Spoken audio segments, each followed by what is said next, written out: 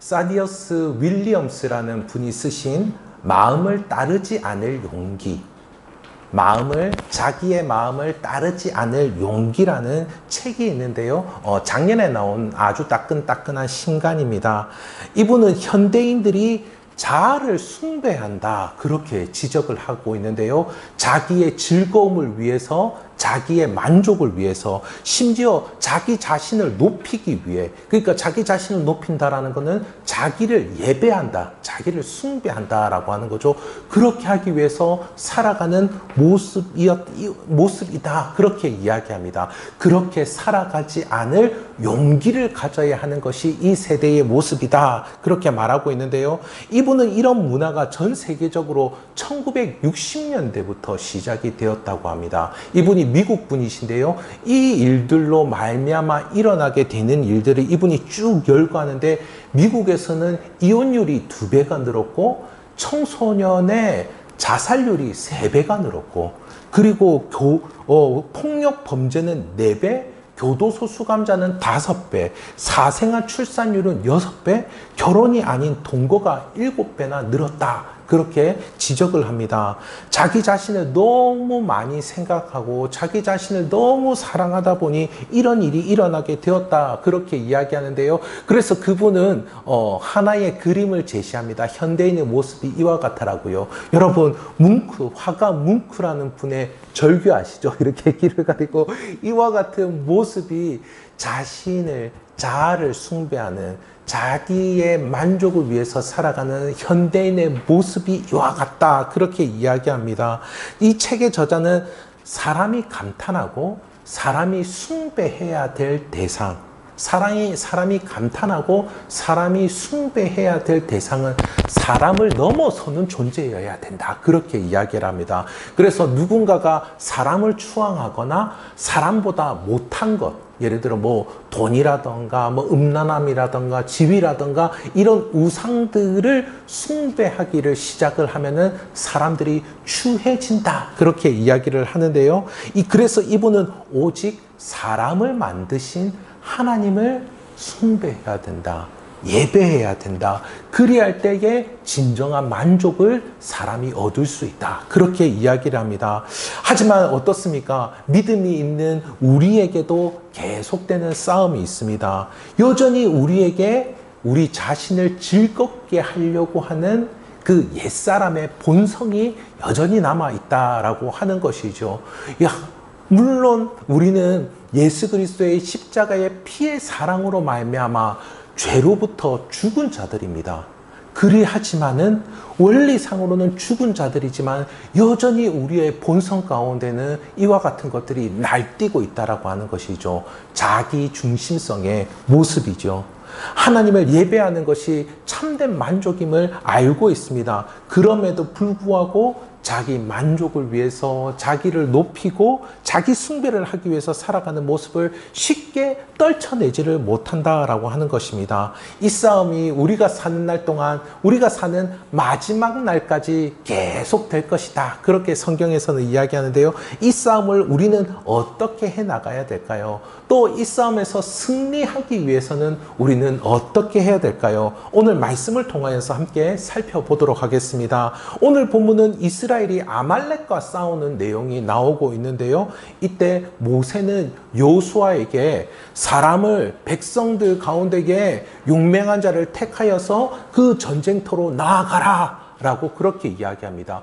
그리고 그와 동시에 어떻게 하죠? 이 모세와 아론과 훌은 산 꼭대기로 올라갑니다. 산 꼭대기로 올라가서 거기서 지팡이를 높이 드는데요. 그런데 웬걸요, 지팡이를 들면은 어때요? 동족 이스라엘이 이기고, 그리고 지팡이가 내려오면은 아말렉이 이기게 되는 그러한 모습을 보여줍니다. 모세의 팔이 지쳐하죠. 어떻게 됩니까? 모세의 팔이 점점점 내려오자 양옆에 아론이 받치고 또 훌이 받치는 그러한 모습으로 계속해서 지팡이를 들고 있게 되는데요. 그래서 나중에 되어서는 어떻게 됩니까?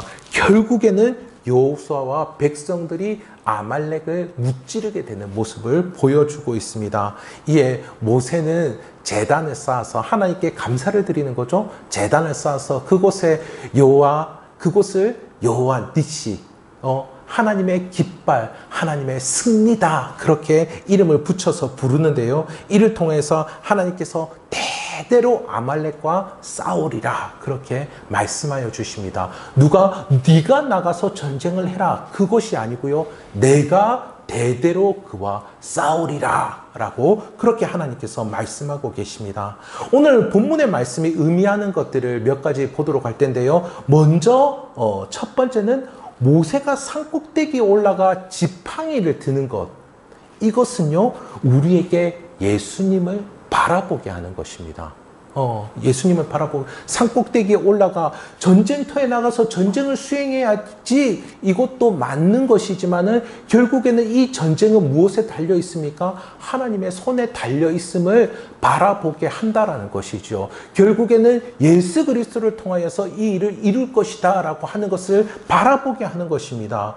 이 전쟁에서 이상한 현상, 아까 말씀을 드렸죠. 마치 안테나를 세우면은 하늘의 신호를 받는 것 같고, 안테나를 접으면 하늘의 신호를 받지 못하는 것처럼 그렇게 보이는데, 이전에 홍해를 건널 때도 마찬가지였지 않습니까? 모세가 언덕 위에 올라가서 지팡이를 계속 내밀고 있으니까 홍해 바다가 쫙 갈라지는 그러한 모습이 밤새도록 그렇게 홍해 바다가 갈라지는 것들로 이렇게 보여주잖아요. 근데 여러분 한번 생각해 보십시오. 40년 동안 양을 치던 모세의 손, 그리고 모세의 지팡이였습니다. 이것은 양치는 거에 지나지 않는 그런 도구였다라는 것이죠. 그러나 이것이 하나님께 붙들림 받았을 때 하나님이 역사하시는 도구가 되고 있다는 것을 우리는 볼 수가 있습니다. 전쟁터에 있던 이 여호수아는 그 전쟁터에서 아마 충성스럽게 그는 전쟁을 수행하고 있었을 것입니다. 그리고 그와 동시에 그는 산꼭대기를 바라봤을 것입니다. 이 전쟁을 내가 충성스럽게 감당해야 되는 것도 맞지만은 이 전쟁의 승리는 바로 저 하나님께 달려 있구나라고 하는 것을 그는 이기고 질 때마다 경험했을 것입니다.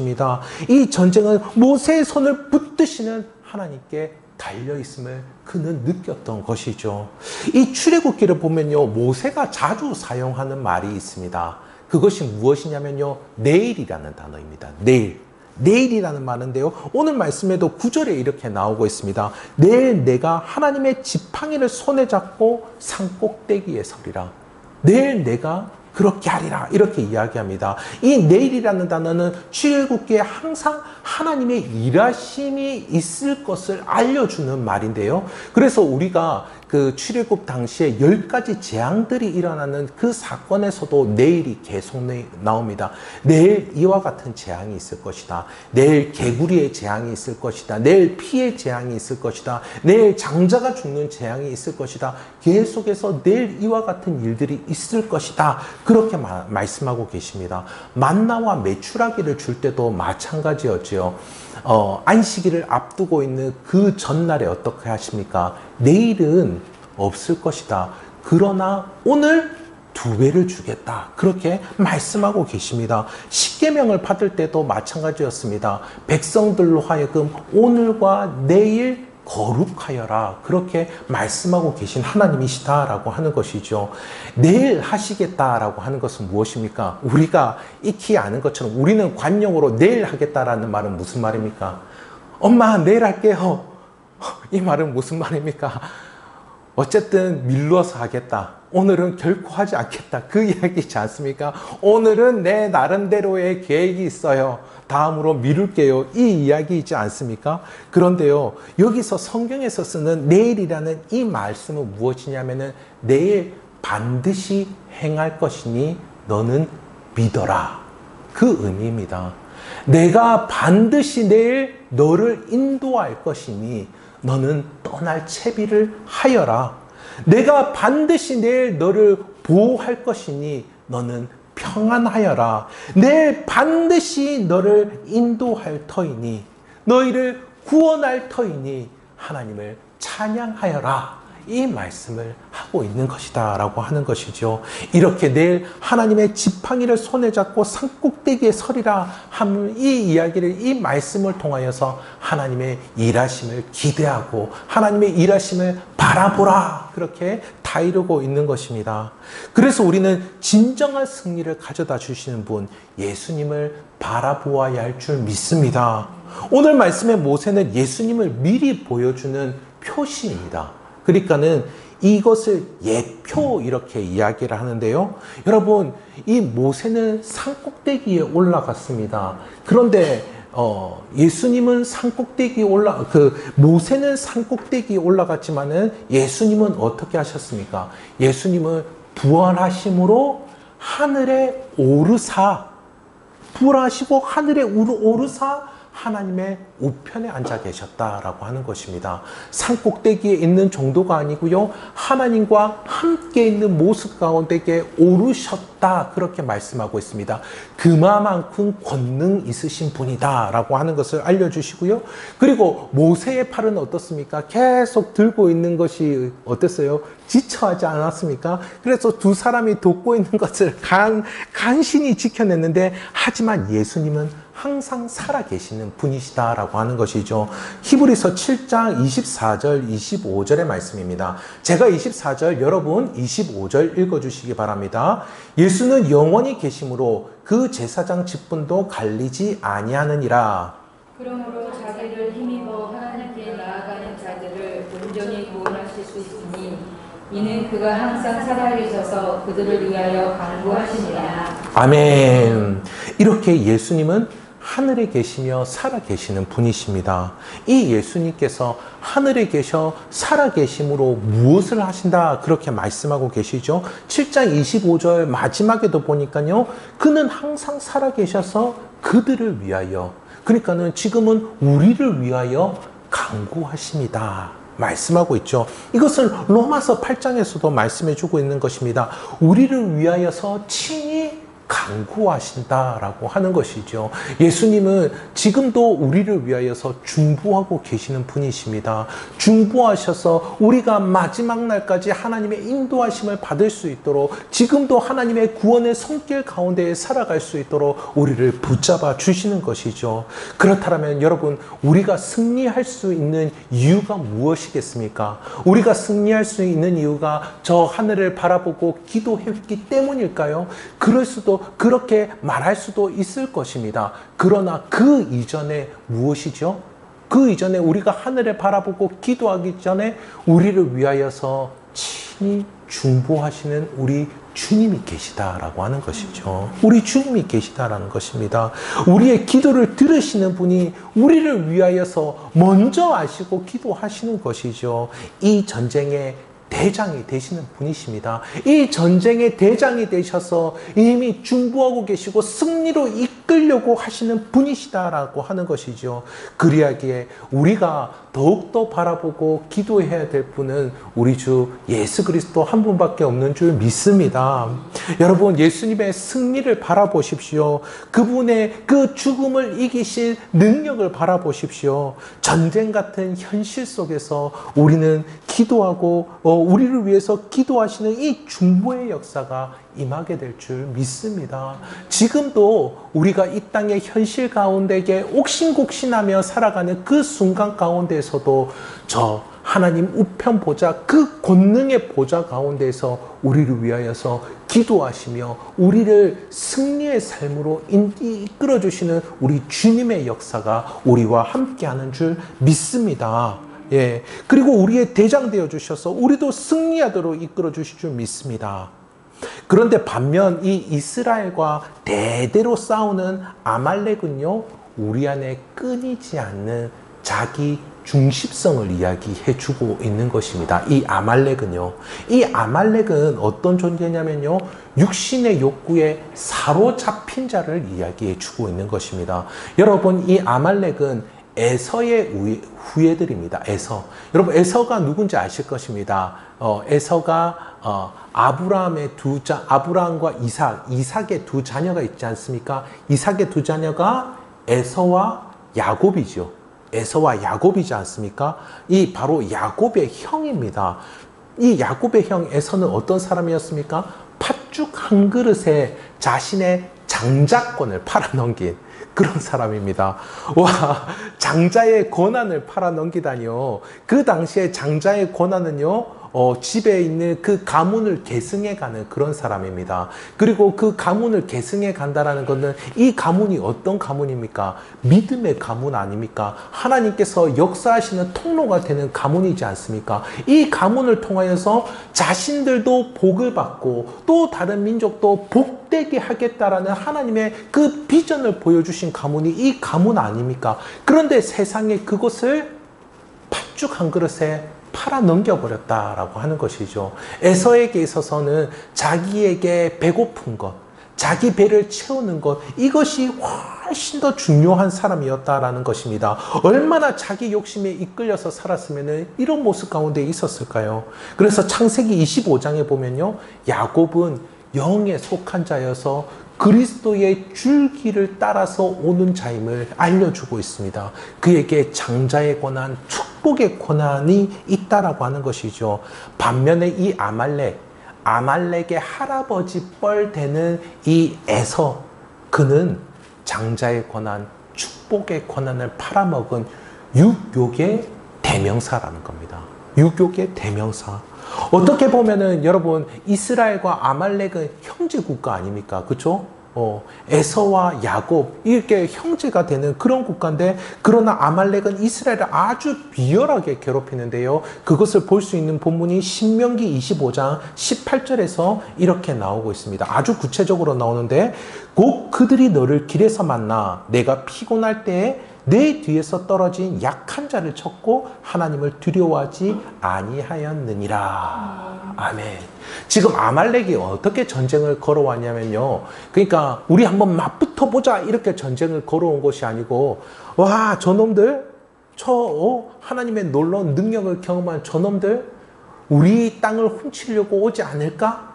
이런 걱정과 염려 가운데 우리가 먼저 선수를 치고 괴롭혀 보자 라고 이야기하면서 이 광야로 나온 이 행렬들 가운데에 뒤처진 그 무리들을 이들이 비열하게 와서 공격을 했다는 겁니다. 뒤처진 사람들은 당연히 누구이겠습니까? 연약한 자들이죠. 여인과 아이들과 노인들이었을 것입니다. 지금도 전쟁하면은 노인과 아이와 그 여인들을 공격하면은 이건 비인도적인 거다라고 이야기하면서 얼마나 세상에 지탄을 받지 않습니까? 그런데 이들은 이와 같은 비열한 모습으로 공격을 해왔다라고 하는 것이죠. 이후 아말렉은 계속해서 등장합니다. 계속해서요. 40년 후에 하나님께서 약속하신 가나안 땅을 들어갈 때도, 그때도 이 아말렉이 와서 괴롭혔고요. 그리고 이 이스라엘이 초대왕 사울을 세웠을 때 그때도 나라의 기틀이 다져지는 모습이 배 아파가지고 그때도 전쟁을 걸어왔습니다. 아말렉이요. 그리고 바벨론 포로로 이스라엘이 끌려가지 않았습니까? 근데 그 바벨론 포로로 끌려간 그 이방인의 서름 가운데 있었던 이 이스라엘을 말살시켜 버리려고 하만이라는 자가 등장하는데요. 이 에스더서에 보면 나오죠. 하만이라는 자가 등장하는데, 근데 그 하만이라는 자도 바로 이 아말렉 족속 출신이다라고 하는 겁니다.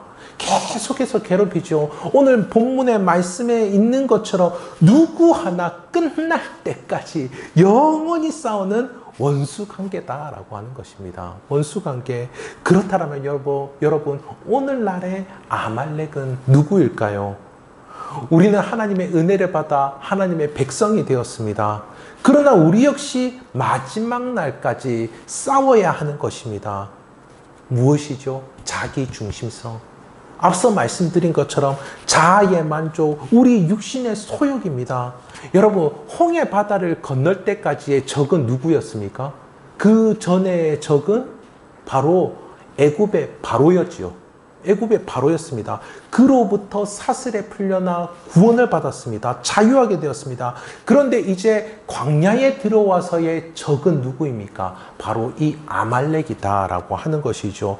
구원을 받았지만, 하나님의 백성으로 택함을 받았지만 여전히 자기 중심성의 모습이 성도들 안에, 성도들의 마음 안에 남아있다라고 하는 것입니다. 하나님의 택함을 받았음에도 불구하고요. 그래서 갈라디아서 5장 17절에서 이렇게 말씀하고 있습니다. 우리 다 함께 유인물을 통해서 갈라디아서 5장 17절의 말씀 읽어보도록 하겠습니다. 육체의 소욕은 성령을 거스리고 성령은 육체를 거스리나니 이들이 서로 대적함으로 너희가 원하는 것을 하지 못하게 하려 함이니라. 아멘. 여러분 어떻습니까? 우리의 마음은 성령과 자기 중심성의 그 육체의 소욕, 이 두 개의 전쟁터라는 거예요. 이 전쟁터라는 거예요. 옛날에 한 성에 두 왕이 있었습니다. 하나는 참된 왕이었고 다른 하나는 가짜 왕이었는데요. 참된 왕은 이 성을 지켜주고 백성들을 돌보아주고 그들에게 풍성한 것을 주었습니다. 그러나 가짜 왕은 이 성을 차지하기 위해서 백성들에게 계속 속삭였어요. 너희 마음대로 살아. 너희 하고 싶은 대로 해. 즐기면서 누리면서 살아. 너희가 스스로 왕이 될 수 있어. 백성들이 그 말을 듣고 속은 겁니다. 자기 욕망에 따르고 자기 뜻대로 살기를 시작한 것이지요. 어떤 일이 일어났을까요? 자기 마음대로 하기 시작하니까, 각자 자기 마음대로 하기 시작하니까 어떤 일이 일어났습니까? 무질서해지는 거죠. 그래서 사람들 안에 다툼과 불안이 가득해지고 성은 점점 약해지는 것입니다. 결국 이들이 깨달았습니다.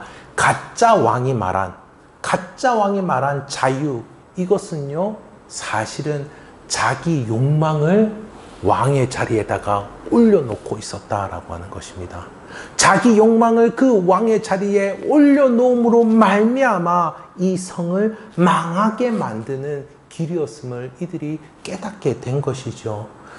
여러분, 그렇다면 여전히 우리 안에 남아있는 이 자기 중심성, 육체의 소욕으로부터 승리하기 위해서 여러분 우리는 어떻게 해야 될까요? 우리는 어떻게 해야 될까요? 첫 번째, 아말렉을 진멸하라 라고 말씀하신 대로 육체의 소욕을 쳐서 복종시켜야 됩니다. 날마다 이 육체의 소욕을 죽여야 합니다. 그리고 다시는 죄의 종로로 타지 않아야 하는 것이죠. 간혹 사람들이 이렇게 이야기합니다. 죄에 빠져서 어쩔 수 없었어. 죄에 빠져 있는 상태에 어쩔 수 없이 그랬어. 이렇게 이야기하는 분들이 있습니다. 물론 상황과 여건이 어떤 환경이 조성되어 있을 수 있을 것입니다. 그런데요, 사람들의 마음 가운데에서는 이 소욕이 일어나고 있다라는 사실을 자신은 안다라고 하는 것이죠. 왜냐하면 사람들에게는 양심이 있고 양심과 함께 우리 믿음의 사람들에게는 성령께서 계시기 때문입니다. 그래서 아는 것이죠. 제가 이전에 부천에 있는 한 신학교에서 사역을 한 적이 있습니다. 근데 그 신학교의 한 교수님 가운데 굉장히 특별한 교수님이 계셨는데요. 이 교수님은 신발 한 짝에 늘 100원짜리 동전을 넣어놓고 다니셨습니다. 늘. 그래서 이렇게 다닐 때마다 이 100원짜리 동전이 이렇게 거치는 것이죠. 느껴지는 겁니다. 그때마다 이분은 자기가 지금 무슨 생각을 하고 있는지, 자기 중심으로 살아가고 있지 않은지, 내 육체의 소욕은 없는지 늘 다시금 점검하고, 그리고 이 거칠 때마다 하나님을 찾는 그와 같은 그 모습을 늘 살아오던 그런 분을 제가 본 적이 있습니다. 그분을 보면서 정말 애쓰시는구나. 정말 이게 피 흘리기까지 싸우고 계시는구나. 정말 하나님께서 주신 그 거룩함을 너무나도 사모하고 계시는구나 라고 하는 것을 느낄 수가 있었습니다. 여러분, 요수아가 이 산꼭대기가 아닌 그 아래의 현실 가운데에서 충성스럽게 전쟁을 수행한 것처럼 우리 역시 삶의 현장에서 싸워야 할 싸움이 있습니다. 그 싸움을 능히 해나가실 수 있기를 간절히 소원합니다. 두 번째로는요, 우리는 이 전쟁에 승리하기 위해서는 그 무엇보다도 예수님의 승리를 기억하며 예수님을 대장으로 모실 수 있기를 소원합니다. 이 전쟁에서 이스라엘은 승리를 경험했습니다. 하나님은 모세에게 이를 기억하라 이렇게 말씀하셨는데요. 14절에 이렇게 말씀하고 있죠. 여호와께서 모세에게 이르시되 이것을 책에 기록하여 기념하게 하고 여호수아의 귀에 외워 들리라. 이에 모세는 이렇게 화답합니다. 15절이지요. 여호와가 제단을 쌓고 그 이름을 여호와 니시라 하라. 앞서 읽은 대로 여호와 니시, 하나님의 깃발, 하나님의 승리입니다. 신약시대를 살아가는 우리들에게 있어서 이 여호와 니시, 하나님의 깃발, 이것은 무엇입니까? 바로 승리의 실체가 되신 예수 그리스도이죠. 죽음을 이기신, 가장 큰 저주인 죽음을 이기신 예수 그리스도이십니다. 이 예수님의 승리를 우리의 승리로, 이 예수님의 승리를 나의 승리로 누릴 수 있는 방법이 있습니다, 여러분. 어떻게 예수님의 승리를 나의 승리로 누릴 수가 있을까요, 여러분? 그것은요, 예수님을 우리의 대장, 예수님을 나의 대장으로 삼는 것임을 믿습니다. 예, 더 이상 내가 대장 노릇 하는 일을 내려놓는 겁니다. 내가 대장 노릇 하려고 하지 않은 거죠. 예수님을 대장 노릇하게 하는 것입니다. 오토 비테라는 독일의 한 그 고개사 광대가 있었습니다. 근데 그 당시는요, 이 오스만 제국이, 그 독일이 속한 오스만 제국이 알바니아를 독립시키던 그러한 때인데요. 아마 종교적인 문제가 컸을 것 같습니다. 그 당시에 이슬람교가 알바니아를 자리 잡고 있었기 때문에. 그런데 웬걸요, 이 고개사가 자기가 알바니아의 국왕이다 이야기를 한 겁니다. 이때가 한 1910년대, 20년대 그때 정도 됐는데 흑백 사진을 보고서 이 알바니아의 차기 국왕이 될 사람과 자기가 너무 닮았다 생각을 한 겁니다. 그래서 자신이 이 알바니아의 국왕이라고 그 고개하고 광대지다도 그곳 가운데서 사람들에게 계속 이야기를 한 거죠. 그래서 이 사람이 실제로 알바니아 국왕을 5일 동안 했습니다. 5일 동안 하는데 옆 나라인 몬테네그로에 선전포고를 하기도 하고요. 그리고 이디오피아의 공주가 초대되어서 왔는데 그 공주랑 눈이 맞아가지고 야방 도주를 하기도 했다고 합니다. 그렇게 5일 동안을 국왕 신세를 하다가 쫓겨났는데, 그런데 이후에도 독일의 경찰들이 그의 신분증을 만들어줬는데 알바니아의 전 국왕 그렇게 만들어주고, 그 다음에는 이 사람의 묘비명에도 알바니아의 전 국왕이다 이렇게 묘비명에도 적어줬다라고 합니다. 여러분 어떻습니까? 여러분 그 당시 사람들도 그렇고 그 이후의 사람들도 그렇고요, 이 사람을 보고서는 그를 평생 광대로 살았다 그렇게 평가를 했습니다. 자기가 대장 노릇을 하니까 이렇게 되는 것이죠. 여러분, 대장으로 삼으실 수 있는 분, 그래서 우리가 진정 경배하고 예배하실 수 있는 분을 모실 수 있는 저와 성도님들이 되시기를 간절히 소원합니다. 마지막으로 서로를 섬기는 삶을 통하여서 우리는 자기 중심성에서 벗어날 수 있습니다. 예수님께서 한 이야기를 하시면서 이렇게 말씀하셨는데요. 너희가 여기 내 형제 중 지극히 작은 자 하나에게 한 것이 곧 내게 한 것이니라. 여기 있는 사람 중 지극히 작은 자 하나에게 한 것이 나에게 한 것이니라. 여러분, 누군가를 반갑게 맞이해주고 그에게 긍정적인 눈빛을 보내주고 그의 이야기를 들어주고 그와 함께 하는 것, 그 모든 것들을 통하여서 우리는 어떻죠? 그 사람을 섬기는 이상으로 우리 주님은 그것을 하나님을 섬기는 것이다 그렇게 말씀하고 있습니다.